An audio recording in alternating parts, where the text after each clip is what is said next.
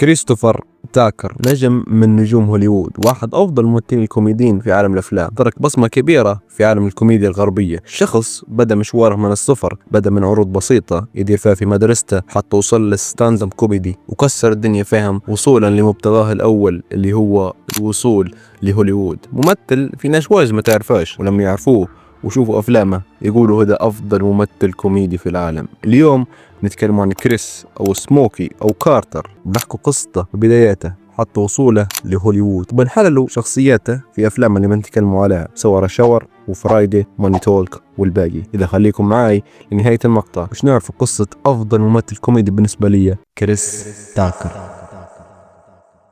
عام 1971 ولد كريستوفر تاكر في عائلة بسيطة في أتلانتا عاصمة ولاية جورجيا الأمريكية، وكان أصغر ولد في العائلة. ولما كبر شوية في العمر عرف أبوه وأمه أن الولد ده عنده حس كوميدي، وكان يضحك فيهم ديما في الحوش، وكان يقلد في المشاهير والكوميديين وقتها. وحتى في المدرسة كان معروف بهذا الشيء، وكان يدير في عروض بسيطة كان يتفرج عليها طلاب المدرسة كلهم، والناس قعدت لما تشوفه تضحك لا إراديا. ومن الناحية الدراسية كان مش هذاك الشيء، لكن مع هذا كان يحبوه كل أساتذته لأنه كان قليل المشاكل وخفيف الدم. بعد ما تخرج من الثانوية قرر أنه يطلع من ولاية جورجيا ويمشي للوس أنجلوس باش يتبع حلمه ويريح كوميدي معروف. وكأي قصة ممثل بدأ من الصفر، تحمل كل شيء، تحمل غلاء الأسعار طبعا في لوس أنجلوس، لكن كمل وقعد يدير في عروض ستاند اب كوميدي بسيطة ياخذ منها في فلوس. وكان حتى يشارك في عروض ما يعطوش فيه في فلوس، لكن هيك بيضحك العالم بس. وانشهر وانعرف بين الناس حتى دخلنا لبداية التسعينات، وحصل فرصة ليشارك في أكبر ستاند اب كوميدي في أمريكا، واللي طلع نجوم واجد للعالم زي كيفن هارت وستيف هارفي وغيرهم واجد. ديف كوميدي جام على قناة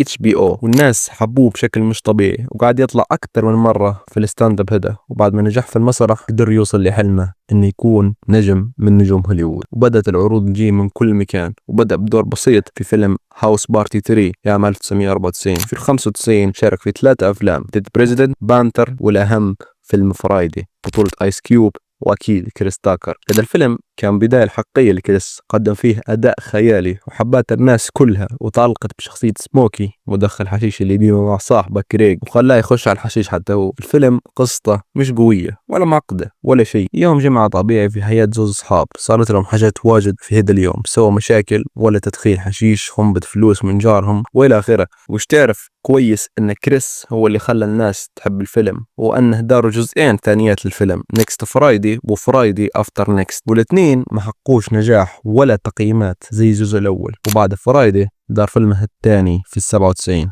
موني تولك بطولته هو وتشارلي تشين. دور كريس تاكر في ذا الفيلم بشخصية فرانكلين صاحب مغسلة السيارات، ولكن مش بس يوصل السيارات، كان ينصب على الناس في شغل تاني، وكان يتعامل مع عصابات خطيرة. وفي يوم من الأيام سمعت به الشرطة وجاته للمغسلة وشداته، ولما حطوه في سجن بعد يوم أو يومين رفعوه من سجن إلى سجن آخر عن طريق حافلة تبع نقل المساجين. لكن كان معهم في الحافلة رئيس عصابة فرنسية، حتى هو كان محبوس، وكان مخطط انه يهرب من الحافلة وخلي جماعة في مكان ما في الطريق يراجعوا الحافلة باش تجي، ويبدو يطلقوا عليه رصاص حتى توقف ويهربوا رئيسهم. وبالفعل اكتملت الخطة وفجروا الحافلة، لكن فرانكلين هرب مع رئيس العصابة وركبوا في الهليكوبتر، لكن لما شافوا فرانكلين راكب معهم رموه من الطيارة وضاح في البحر. بعدها صارت أحداث واجد لأنه صار مطلوب من الشرطة، وأحداث الفيلم قوية. كريس تاكر ضايف كوميديا للفيلم. الشيء اللي ما قلتاش انه مخرج الفيلم بريت راتنر هذه كانت اول تجربة اخراجية ليه، والفيلم حقق نجاح كويس، حقق ايرادات 48.4 مليون دولار في شباك التذاكر العالمي، مقابل ميزانية انتاج قدرت ب 25 مليون دولار. وتقييمات الجمهور كانت مختلفة لانه حصل على انتقادات اول ما نزل، لكن في موقع زي سينما سكور جايب A، اي يعني انه حصل على رضا الجماهير. في موقع روتن توميتوز حصل على 15%، اللي تعتبر نسبة ضعيفة جدا، لكن مع هذا يعتبر فيلم ناجح. وبريت راتنر بعد هذا النجاح قرر يبدأ في فيلمه الثاني، واللي بيحقق نجاح أكبر مما يتوقع، طبعا مع الأسطورة كريس تاكر ومع أسطورة أخرى في أفلام الأكشن جاكي شان في فيلم رش اور 1. Beach boy. Oh hell no.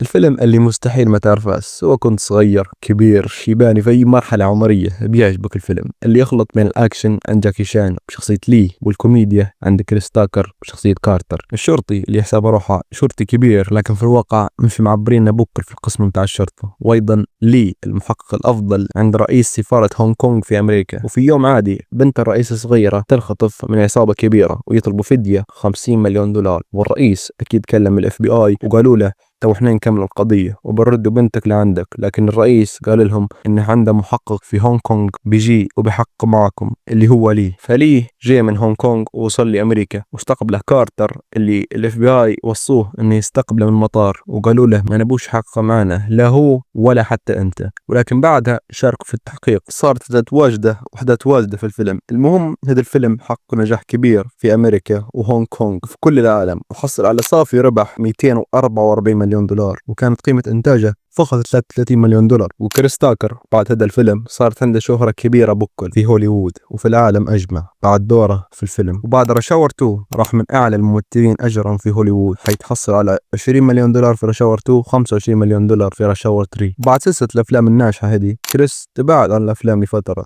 جاته عروض من أفلام واجدة لكن قعد ما عادش يقبل بأي دور يجيه، راح انتقائي جدا في الأدوار اللي تجيه، ومن عام 2007 حتى 2012 ما عادش دار أي فيلم، حتى جاه عرض وشارك في فيلم سيلفر لاينينجز مع برادلي كوبر، ومن وقتها إلى الآن شارك في فيلمين بس، بيلي لينز وفشل ومحققش أي أرباح، وفيلم سكاي دانس حتى هو محققش أرباح واجد. يعني آخر فيلم كويس شارك فيه كريس تاكر هو سيلفر لاينينجز من 2012. وهل هذا يعني أن كريس ممثل فاشل؟ بالنسبة لي كان أيقونة من أيقونات الكوميديا في هوليوود وفي العالم كله، لكن ممكن بسبب أنه قاعد يحب يشارك في ستاند اب كوميدي وأيضا مش أي فيلم يشارك فيه قد يكون الأسباب اللي خلن أفلامه أقل بكثير من الممثلين الآخرين. وأكيد بما أن الناس ما تشوفش فيك بتنساك، وهذا اللي صار مع كريس تاكر. وفي أفلام شارك فيها أنا ما تكلمتش عليهن، واحد هذه الأفلام هو ديد بريزيدنتس عام 95، فيلم قوي يحكي عن جنود نجوا من حرب الفيتنام وطلعوا من الجيش وخشوا في جو العصابات. وفيلم ذا فيفث إليمنت فيلم خيال علمي حقق نجاح كبير لكن ما تفرجش عليه، وعلى حسب أكثر من موقع قالوا أن شخصية كريس تاكر في الفيلم هذا حصلت انتقادات واجد، مش عارف لو الكلام هذا صح لكن هذا اللي قريت عنه. كريس تاكر هو أفضل ممثل كوميدي بالنسبة لي مع جيم كيري أكيد،